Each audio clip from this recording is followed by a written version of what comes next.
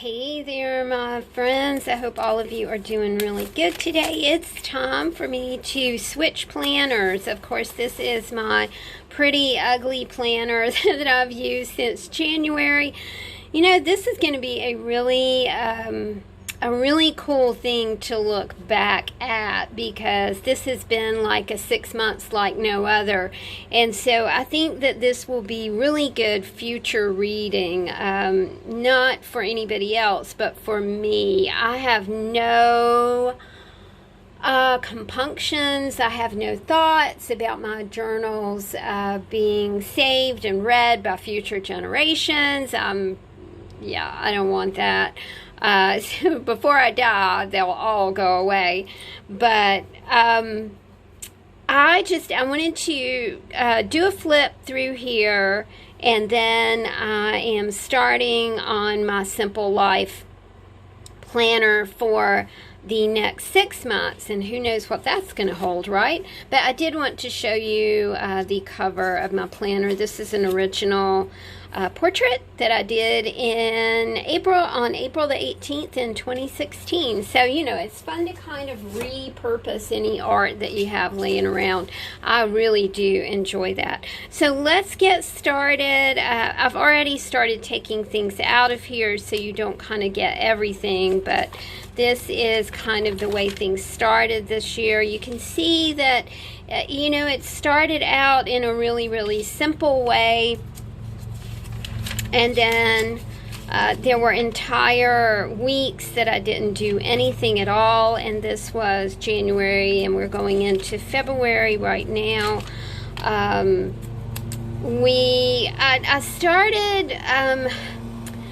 For one thing, I started using Leanne stickers, and that really kind of just motivated me to make my planner a little prettier than it was. But here's the thing, it wasn't purposeful planning. It was just the way things fell into the planner. I think that we can get super caught up in making our planner pretty. We can get, we can start doing, I don't think that planner comparison is such a great idea. I don't think that watching 100 planner videos is necessarily going to provide us with the tools to make a pretty planner. I think that a planner needs to be just that. It is a tool. It is a tool for you to organize your life, but you can't, I don't know how to say this, you can't lock into that. You can't compare your planner with anybody else's planner because your life is not like anybody else's life, right? So you really do have to kind of open your planner and kind of, you have to interact with it. And the way that you interact with it is the way that it all turns out. Of course, this was COVID week 1, and I used Leanne's emoji sticker right here, her explicit emoji, because that's been like my go-to for the whole COVID thing and coronavirus, blah, blah, blah. I always thought that that was a funny thing as well. We are into Monday, March the 16th here. We are on week 2 of COVID. I really love these explicit stickers because they kind of really did help me track the ongoing pandemic. So here we have 3. I was drinking a lot of red rose tea during March. You know, you were kind of, I'm starting to see that I was actually buying like, I was stocking groceries. Now that's not typically something I do. You know, I would run out, you know, maybe a couple times, 3 times a week and just grab things from the grocery store. I did not bulk buy anything. I was always just like on my way somewhere, so I would just run by the grocery store, get what you needed, and you know that you're going to come back in a couple of days. And that's kind of the way that I managed our groceries. You can see here we did a big bulk buy. this is the day that the governor like shut down Virginia until January the 10th. We did go to Walmart. We went to a dollar store that day and actually found toilet paper, which was awesome. And I note that we were watching Ozark, which was so much fun. I was reading 1 Second After. That's another dystopian novel that I highly recommend. I like this. It says deja vu, the feeling that I've heard this crap before. We didn't know the crap was just going to keep going on and on and on and on, and then it was going to be coupled with more crap. So there you go. This is COVID week number 5. We're still watching Ozark over here. I read the book Unsheltered, which was awesome. I like being able to note the books that I'm reading. These are things that I worked on. I worked on some bath bombs, and I was really happy to kind of, I'm looking to expand my brand, and I thought that it was really fun to, to just do something different, do something creatively different, which was, that was fun. I like to do things like that. We are Monday, April 20th. This was 1 year since we lost our precious Kronk. We are on COVID week number 7. I'm reading The Whistler by John Grisham, which was really good. I really like my clean sheet stickers. I don't know where these came from, but I don't use them all the time. I also really love this Rumi quote: the moment you accept the trouble you've been given, the door will open. Love that. You can see where I started expanding my brand. You can see that I got nothing expanded this week, but still, it was a fun thing to put together. These pieces are from a gratitude journal that I did several years ago.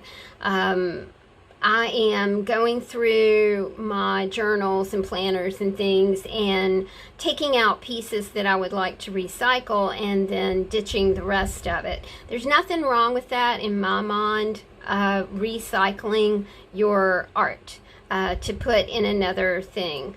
I was reading Gray Mountain by John Grisham, The Racketeer by John Grisham. I was reading Turn of the Key by Ruth Ware, and reading Origin by Dan Brown. So I was doing a lot. When I say reading, I just mean that I was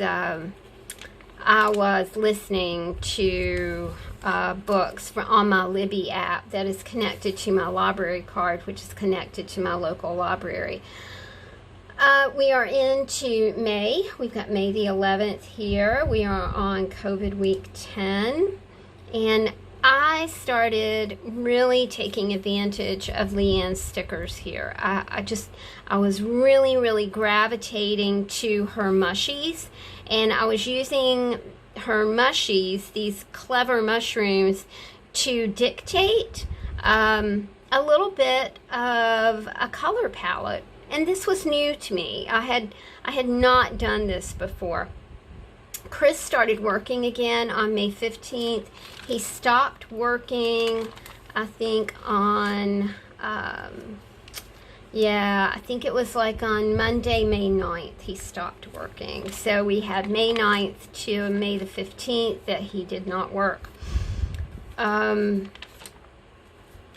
Here we are on May 18th. We're on COVID week 11.